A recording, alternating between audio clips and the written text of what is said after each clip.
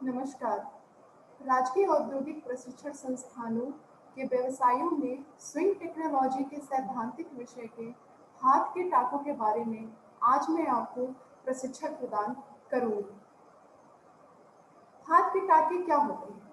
सिलाई कला में टाके की संरचना के साथ विभिन्न प्रकार के टाकों की पूरी जानकारी होना आवश्यक है। टाका मुख्यतः सुई की सहायता से निर्मित धागों का वह लूप है जो फैब्रिक के नीचे बनता है। इस प्रक्रिया में फैब्रिक में जोड़ की आवश्यकता के स्थान पर सुई को धागे के साथ प्रविष्ट कराया जाता है और सुई जैसे ही अपनी निम्नतम स्थिति से ऊपर की ओर चले जाते हैं तो सुई का धागा लूप बनता जाता है। इससे ये पता चलता है कि टाके वह संरचना है जिसके बिना हम किसी भी पोशाक के निर्माण की कल्पना नहीं कर सकते। जब तक आप किसी भी फैब्रिक की दो तहों को किसी भी प्रकार के टाके से संरचित नहीं करते हैं, तब तक आपका वो पोशाक पहनने के योग्य नहीं होता है। इस प्रकार हम कह सकते हैं कि हाथ के टाकों का बहुत बड़ा रोल है, जो कि हमारे पोशाक के व्यवसायों में कटिंग स्टिचिंग में बहुत अहम भूमिका निभाता है। हमारे हाथ के टाकों के कुछ मूलभूत टाके हैं। मौलिक या मूलभूत टाके सिलाई के आधार कहे जाते हैं, क्योंकि इन टाकों को सीखे बिना कोई भी व्यक्ति सिलाई कला में निपुण नहीं हो सकता। मूलभूत टाकों को निम्न प्रकार वर्गीकृत किया गया है, जैसे उसमें एक रचनात्मक टाके होते हैं और एक सजावटी टाके होते हैं। फिर रचनात्मक टाके के अंदर दो तरह के टाके आते हैं, एक अस्थायी हस्त टाके और दूसरा है स्थायी हस्त टाके। आज हम इन सभी तरह के टाकों के बारे में आपको प्रशिक्षण प्रदान करेंगे। रचनात्मक टाके वस्त्रों को सिलते समय अनेक प्रकार से टाके लगाने की आवश्यकता पड़ती है। कुछ टाके वस्त्र सिलने के बाद खोल दिए जाते हैं तथा कुछ टाके वस्त्र की रचना करने की दृष्टि से लगाए जाते हैं। इस प्रकार वस्त्रों की रचना में प्रयोग होने वाले टाके रचनात्मक टाके कहे जाते हैं। जैसा कि अभी भी मैंने आपको बताया कि टाकों की बहुत ही अहम भूमिका होती है किसी भी पोशाक के निर्माण में। अगर टाके नहीं होंगे तो सिर्फ कटिंग करके हम किसी भी पोशाक को धारण नहीं कर सकते। तो इस तरह से हम समझ सकते हैं कि टाके बहुत ही इम्पोर्टेंट होते हैं, जो किसी को भी पोशाक को एक डिज़ाइन या एक आकार प्रदान करने में बहुत बड़ी सहायता करते हैं। तो अब हम रचनात्मक टाके के बारे में आपको बताएंगे, क्योंकि इसके बिना हम पोशाक की कल्पना भी नहीं कर सकते। रचनात्मक टाके दो प्रकार के होते हैं, एक अस्थायी टाके और एक स्थायी टाके। इन दोनों प्रकार के टाकों के बारे में आज हम आपको प्रशिक्षण प्रदान करेंगे। अस्थायी टाके अस्थायी टाके वे टाके कहलाते हैं जिन्हें वस्त्र बनाते समय कुछ समय के लिए लगाया जाता है और बाद में खोल दिया जाता है। जैसा कि नाम से ही समझ में आ जाता है, अस्थायी मतलब कोई भी ऐसी चीज जो स्थायी ना हो, जिसे एक सीमित समय के लिए तैयार किया गया हो, जिसे हम बाद में अपनी आवश्यकता के अनुसार या फिर अपना कार्य पूर्ण हो जाने के बाद हम उन्हें खोल देते हैं। इसीलिए हम उस चीज को अस्थायी कहते हैं। और अगर ये अस्थायी टाकों के बारे में हो तो इसका मतलब यह होता है कि वो टाके जिनको हम एक टेम्परेरी बेसिस पे तैयार करते हैं, कुछ समय के बाद हम उन टाकों को खोल करके निकाल देते हैं। इन टाकों को आवश्यकता अनुसार निम्न रूप से लगाया जाता है, जो कि निम्न है: समान कच्चा टाका, असमान कच्चा टाका, तिरछा अस्थायी टाका, थ्रेड मार्क, टेलर का टाका और स्टे स्टिच। आज इसके बारे में हम डिटेल में आपको प्रशिक्षण प्रदान करेंगे। समान कच्चा टाका, जो कि अस्थायी टाके का एक प्रकार है। समान कच्चा टाका वह होता है, इसका प्रयोग किनारे को मोड़कर उस समय तक करना चाहिए जब तक तुरपाई न कर ली जाए तथा सिलाई के बाद इसे खोल दिया जाता है। इन टाकों को लगाने पर कपड़े की सीधी तथा उल्टी दोनों तरफ सीधी रेखा बनानी चाहिए। इस प्रकार के टाकों को लगाने के लिए पतली सुई का प्रयोग किया जाता है। जैसे कि इसकी परिभाषा से क्लियर होता है, समान कच्चा टाका वह होता है जिसे हम एक निश्चित दूरी पर लगाते हैं। मतलब आप एक टाके को दूसरे टाके से लंबा या छोटा नहीं रख सकते, और हम इसको तब तक रखते हैं जब तक कि हम कोई स्थायी टाका या तुरपाई न लगाने। जैसा कि ये अस्थायी टाके का एक प्रकार है, तो इसमें हम समान दूरी से इस समान कच्चे टाके को लगाते हैं। जैसा कि नाम से समझ में आता है, कच्चा टाका मतलब एक ऐसा टाका जो कि पक्का नहीं होता है, जिसे हम एक सीमित समय के लिए लगाते हैं लेकिन समान रूप से लगाते हैं। तो इसे हम इंग्लिश में इवन बास्टिंग स्टिच भी कहते हैं। इसका प्रयोग ऐसी जगहों पर किया जाता है जो हमारे कपड़े बहुत ही डेलिकेट या फिर मुलायम कपड़े होते हैं, जहाँ पे फलकने की आशंका रहती है, जहाँ पे एक तह दूसरे तह से अलग होने का डर होता है। वहाँ पे हम इस तरह के टाके का प्रयोग टेम्परेरी बेसिस पे करते हैं, जो कि हम समान दूरी पर लगाते हैं, जिससे कि हमें ये पता चल जाता है कि जब हम स्थायी टाका लगाएंगे तो हम किस स्थान पर उसे लगाएंगे। तो ये था हमारा अस्थायी टाके का सामान कच्चा टाका। इसके बाद हम प्रशिक्षण देंगे आपको असमान कच्चा टाका के बारे में, जो कि अस्थायी टाके का ही एक प्रकार है। असमान कच्चा टाका जो कि समान कच्चा टाके के ही भांति होता है, लेकिन असमान होता है। जैसा कि इसके नाम से भी समझ में आता है, इस टाके को उस स्थान पर लगाया जाता है जहां लाइनिंग लगाई जाती है। दोनों या तीनों कपड़े मिलाकर सिलते समय खिसके नहीं, इसके लिए असमान कच्चे टाके का प्रयोग किया जाता है। इस टाके में टाके की लंबाई एवं इनके बीच का अंतर बराबर नहीं होता। जैसा कि हमें परिभाषा से क्लियर हो जाता है कि हम इस टाके का प्रयोग ऐसी जगह पे करते हैं जहाँ पे हमें कपड़े के नीचे लाइनिंग या अस्तर को लगाना होता है, जिसे हम एक सीमित समय के लिए लगाते हैं। जैसा कि ये अस्थायी टाके का प्रकार है, लेकिन हम इसे समानता न रखते हुए असमान भी रख सकते हैं, क्योंकि इसका पर्पज सिर्फ 2 या 3 तहों को पकड़ के रखे रहना होता है, जिससे कि कोई भी तह एक दूसरे से अलग ना हो और हमारे परमानेंट टाके लगने से पहले इसको हम जोड़ के रख सकें। तो इसलिए हम इसको असमान रूप से लगाते हैं। हम समान से लगाने में अपना समय बर्बाद नहीं करते। हम किसी भी एक टाके को दूसरे टाके से छोटा या बड़ा रख सकते हैं, उसमें अंतर को हम बना सकते हैं। इसीलिए हम इसे असमान कच्चा टाका कहते हैं। इसके बाद आता है हमारे अस्थायी टाके के प्रकार में तिरछा अस्थायी टाका। जैसा कि इसके नाम से क्लियर होता है कि एक ऐसा अस्थायी टाका जो कि तिरछा चलता है, या फिर हम जिसे इंग्लिश में कह सकते हैं डायगोनल चलता है। वस्त्र सिलते समय जब 2 कच्चे टाके लगाने की आवश्यकता हो तो तिरछे आकार के कच्चे टाके लगाए जाते हैं। इसका प्रयोग अधिक मोटे फैब्रिक के किनारे मोड़ने के लिए किया जाता है। जैसे कि हमारे पोशाक बनाने की इंडस्ट्री में जब भी हम पोशाक बनाते हैं तो हमारे पास विभिन्न विभिन्न तरह के कपड़े आते हैं। ग्राहक की इच्छा के अनुसार हमें उसका निर्माण करना होता है। कई बार ऐसा होता है कि ग्राहक एक ऐसा कपड़ा लेकर के आता है जिसकी मोटाई थोड़ी ज़्यादा होती है, नॉर्मल कपड़े से ज़्यादा होती है। वहाँ पर हम परमानेंट स्टिच या स्थायी टाका लगाने से पहले कई बार ऐसा होता है कि हम 2 या 3 तहों को जोड़े रखने के लिए हम समान या असमान कच्चे टाके का प्रयोग नहीं कर सकते, क्योंकि जैसा कि मैंने अभी आपको बताया कि कुछ कपड़े ऐसे होते हैं जो अधिक मोटे होते हैं। तो उस तरह के अधिक मोटे कपड़े को जोड़े रखने के लिए हम तिरछे टाके का प्रयोग करते हैं, जिससे कि हमारा काम आसानी से और जल्दी हो जाता है। और इसकी मोटाई अधिक होने की वजह से हम समान या असमान कच्चा टाका लगाने में असमर्थ होते हैं। तो उस स्थिति में हम उसी टाके को तिरछे रूप में लगाते हैं, जिससे कि हम उसकी मोटाई के हिसाब से आसानी से उसे कच्चे टाके में बना सकें। जैसे कि ये भी एक अस्थायी टाका है जिसे हम एक सीमित समय के लिए लगाते हैं।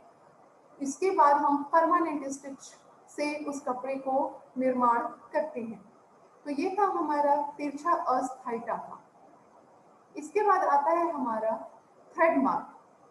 थ्रेड मार्क वह मार्क है जो कि यह भी एक अस्थायी टाके का प्रकार होता है। इस टाके का प्रयोग उन फैब्रिक के लिए किया जाता है जिन पर ट्रेसिंग व्हील द्वारा पोशाक की एक परत का निशान दूसरी परत पर नहीं आता। इस टाके का प्रयोग गर्म व सिंथेटिक फैब्रिक पर करते हैं। जैसे कि इसकी परिभाषा में एक शब्द आया ट्रेसिंग व्हील। प्रेसिंग व्हील एक तरह का उपकरण होता है जिसका प्रयोग हम मार्क्स बनाने के लिए या निशान बनाने के लिए कपड़े पर लगाते हैं। लेकिन कई बार ऐसा होता है कि ट्रेसिंग व्हील से हमारे कपड़े पर सही निशान नहीं बन पाते, क्योंकि उसे हमें प्रेस करके उस उपकरण में एक जिग जैग तार लगे होते हैं जिसे हमें प्रेस करके दबा करके निशान को कपड़े पर लगाना होता है। लेकिन कई बार कपड़े की मोटाई अधिक होने की वजह से प्रेसिंग व्हील से भी हम निशान एक परत से दूसरे परत पर आसानी से नहीं पहुंचा सकते और हमारा मेजरमेंट या नाप इधर उधर होने का या उसमें अंतर आने का डर रहता है। उस स्थिति में हम क्या करते हैं कि जो जिन कपड़ों की तह मोटी होती है उसमें हम थ्रेड मार्क लगाते हैं, जो कि एक अस्थायी टाका है। हम सिर्फ इसे अपनी पहचान के लिए लगाते हैं, जैसे कि ऊपर की परत पर हमने निशान कहाँ लगाया था यह जानने के लिए हम क्या करते हैं कि थ्रेड मार्क से ऊपर से लेके नीचे तक जो जितने भी हमारे तह है, 2 या 3 तह हैं, उसे हम थ्रेड मार्क से निशान लगा देते हैं। सुई में धागा पिरो करके हम सीमित समय के लिए उस तीनों तहों को पकड़कर एक टाका लगा देते हैं, जिससे कि तीनों तह एक स्थान पर रहे, इधर उधर ना जाए, जिससे कि हमें ये पता चल सके कि हमारे मार्क्स ऊपर वाली परत के हिसाब से नीचे वाली परत पर भी है या नहीं है। इसलिए भी हम इसे अस्थायी टाका की कैटेगरी में रखते हैं। इसके बाद आता है हमारा टेलर का टाका। ये जैसा कि ये भी ये अस्थायी टाके का प्रकार है। टेलर का टाका एक विशेष ढीले लूप वाले टाके के रूप में लगाया जाता है। फैब्रिक पर डिजाइन की मार्किंग या जहां कपड़े के 2 भाग छोड़े जाने हों उसकी मार्किंग के लिए यह टाका लगाया जाता है। कई बार ऐसा होता है कि हमें ऐसे निशान की आवश्यकता होती है जो हमें लगातार हम उस निशान को नहीं लगा सकते, या फिर हमें एक जगह छोड़कर दूसरी जगह पर हमें उस निशान को लगाना होता है। जैसे कि ये हमारी पहचान के लिए होता है, तो कुछ कपड़ों पे अगर हमें कुछ ऐसे डिज़ाइन बनाने होते हैं जिसे हम एक स्थान से छोड़कर दूसरे स्थान पर उस डिज़ाइन को बना रहे हैं, तो वो हमें कैसे पता चलेगा कि हमें कहाँ पर उस डिज़ाइन को बनाना है और कहाँ पर हमें नहीं बनाना है। तो वहाँ पर हम क्या करते हैं, जहाँ पर भी हमें डिज़ाइन बनाना होता है वहाँ पर हम एक टेलर का टाका, जिसे हम नाम अभी आपको बताया, एक टाका, तिरछा टाका लगा देते हैं, जिससे कि हमें पता चल जाता है कि इस स्थान पर हमें डिज़ाइन को बनाना है।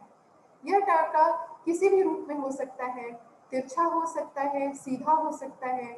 जैसा कि अभी भी मैंने आपको बताया कि इसका उद्देश्य सिर्फ हमें एक पहचान के लिए होता है कि हमें कहाँ पे डिज़ाइन को छोड़ना है या फिर कहाँ पे हमें किस तह को छोड़ना है। वहाँ पर हम टेलर के टाके का इस्तेमाल करते हैं। तो ये थे हमारे अस्थायी टाके, जो कि एक हम टेम्परेरी बेसिस पर सीमित समय के लिए लगाते हैं और कपड़े के निर्माण के बाद उन टाकों को हम खोलकर निकाल देते हैं।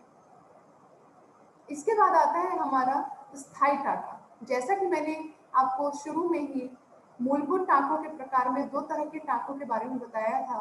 एक था अस्थायी टाका और दूसरा था स्थायी टाका। अभी थोड़ी देर पहले हम अस्थायी टाके के बारे में प्रशिक्षण ले चुके हैं। जैसा कि अभी मैंने आपको बताया कि अस्थायी मतलब कोई भी ऐसा टाका जो कि एक सीमित समय के लिए होता है, जिसे हम बाद में खोल सकते हैं।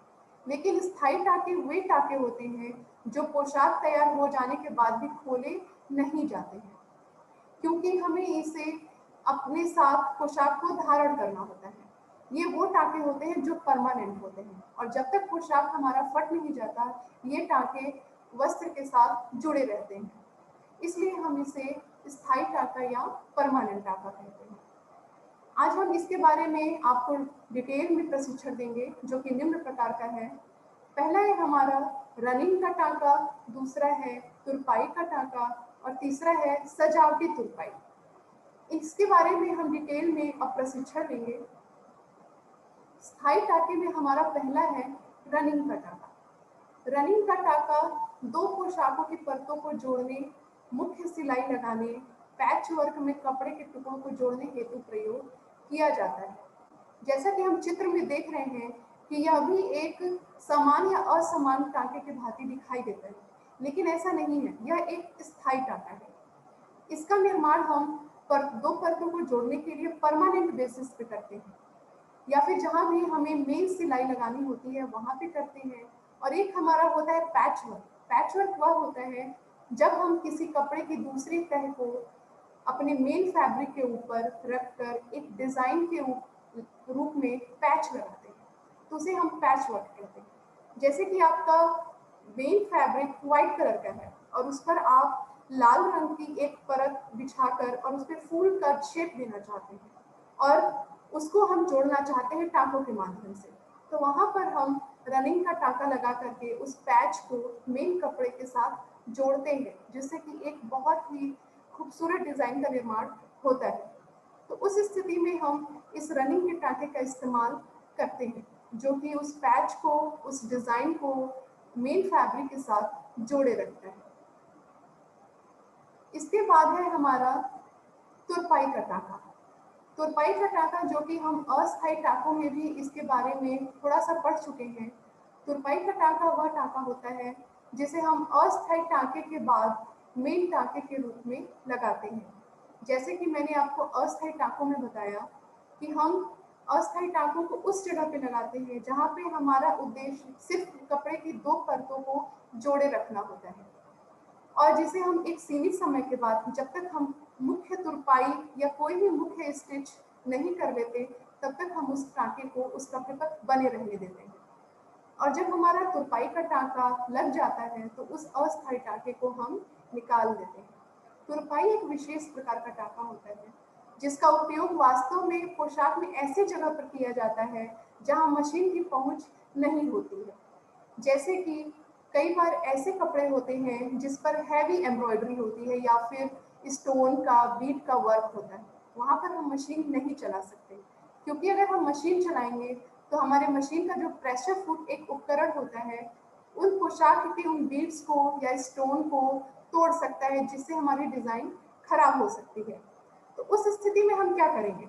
हम कैसे अपने कपड़े की 2 परत को जोड़े रखेंगे जहाँ पर हम मशीन से टाँका नहीं लगा सकते और हमें स्टोन से उस डिज़ाइन का भी निर्माण करके रखे रहना है।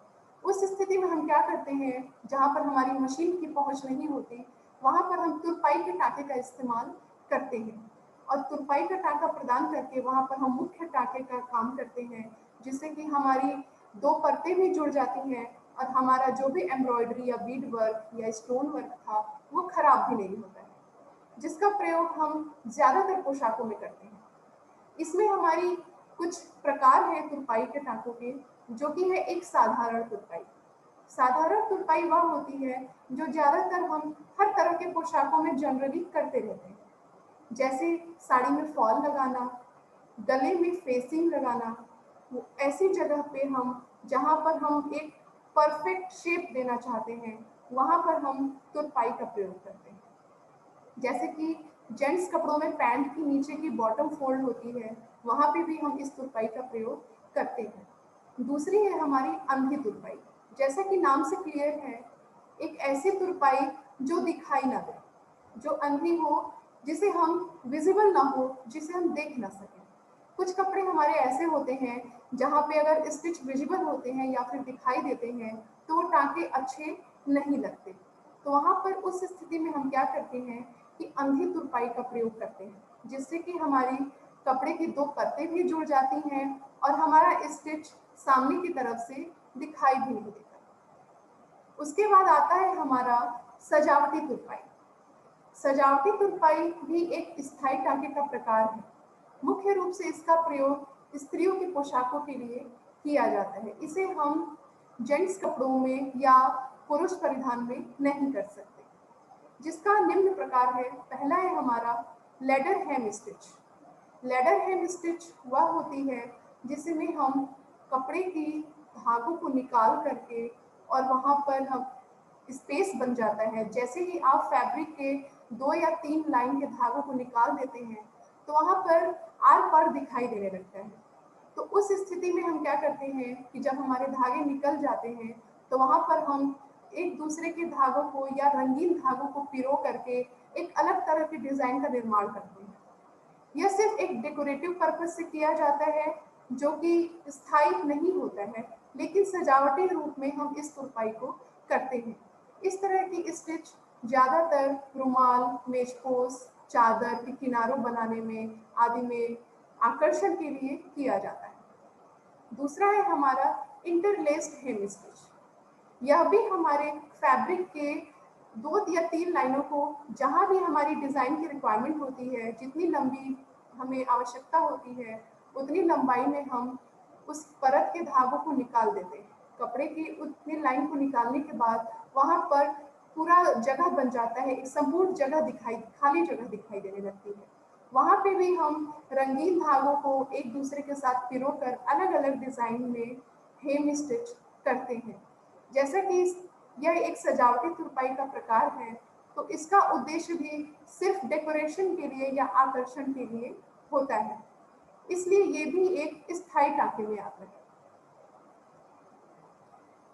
आज हमने आपको प्रशिक्षण में हाथ के मूलभूत टाँकों के बारे में बताया, जो कि हमारे पोशाक में जनरली काम आते ही आते हैं। इसके बगैर हम पोशाक की कल्पना भी नहीं कर सकते। जिसमें हमने आपको बताया रचनात्मक टाँके, जो कि टाँके वह होते हैं जो पोशाक की 2 या 3 तहों को जोड़े रखने के लिए बनाए जाते हैं। रचनात्मक मतलब कंस्ट्रक्शन जहाँ पे हम निर्माण के पर्पज से जिन टाँकों का प्रयोग करते हैं, उन्हें हम रचनात्मक टाँके कहते हैं।